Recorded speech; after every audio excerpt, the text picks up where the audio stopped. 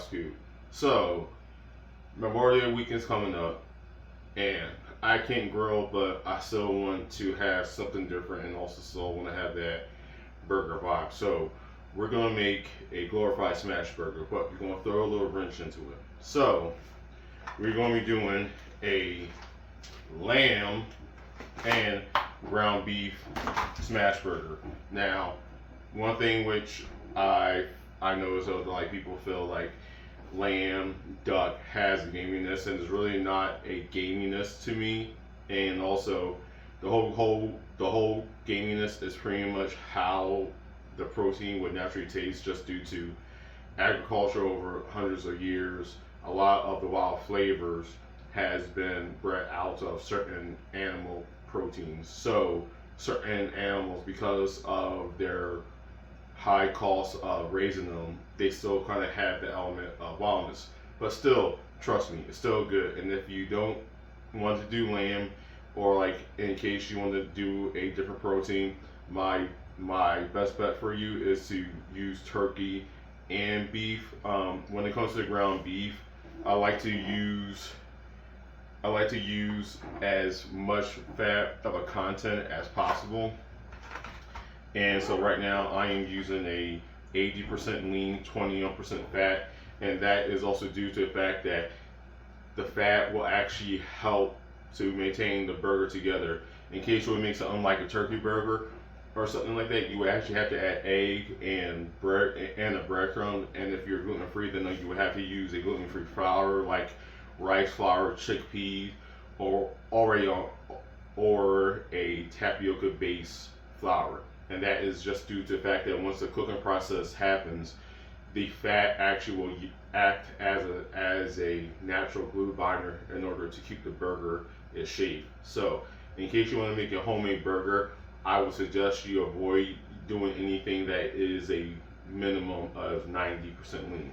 So, each burger is going to be two 4-ounce patties, and we're going to do some caramelized onions on top of it. And the cheese that I will be using for this is Colby Jack and Sharp American. And the burger buns that I made in a video ago, which is the sweet Hawaiian buns, should come out good. And let's start cooking. First up, I'm just going to thinly slice some white onions, julienne them.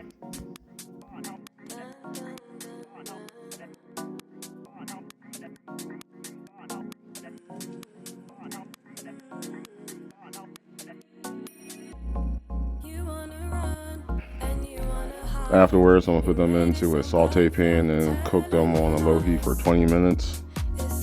Afterwards, I will reserve them next for the burger. So now I'm going to take the beef and the lamb mixture and mix it all together. I am a big component of Montreal steak seasoning. Ever since I worked in my first restaurant, I realized that is the best season I've ever had for a burger. So right at this point, I am going to mix it up very well, and then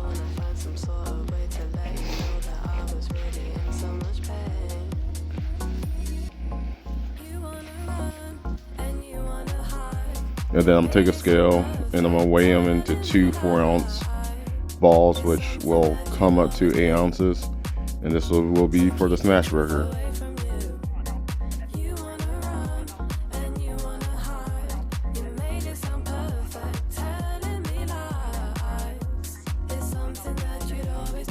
Next up, I have a cast iron pan and a offset spatula, and I am going to press them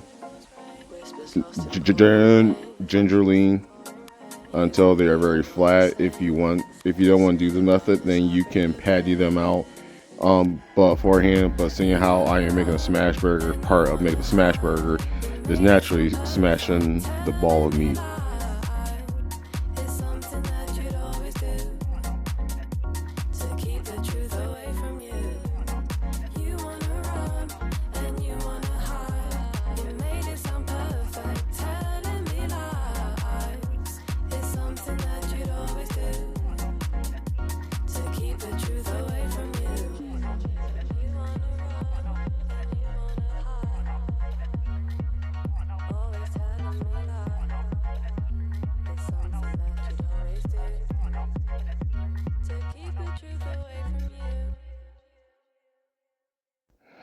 After they are fully smashed, it's a very quick cooking process.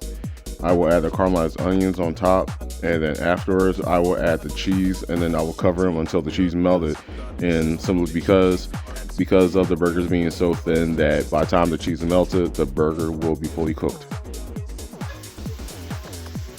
Now, as you can see, I am forming the burger, plating it with the homemade Hawaiian burger bun, which you've seen in the previous video. The link to that will be in the description. All right, we have our lamb smash burger with the homemade Hawaiian burger bun. Now, in case you want to do this on a grill, you can fine do that. You could do it 8 ounces. This is a smash burger, doing what the best I can do with the fact that I can't use a gas or a fire grill, but this will be worth the time and effort. Once again, this is another episode by Food by Scoob. I appreciate you watching. Please like, comment, subscribe, share it to your friends, and make sure you have a safe holiday. See you next video.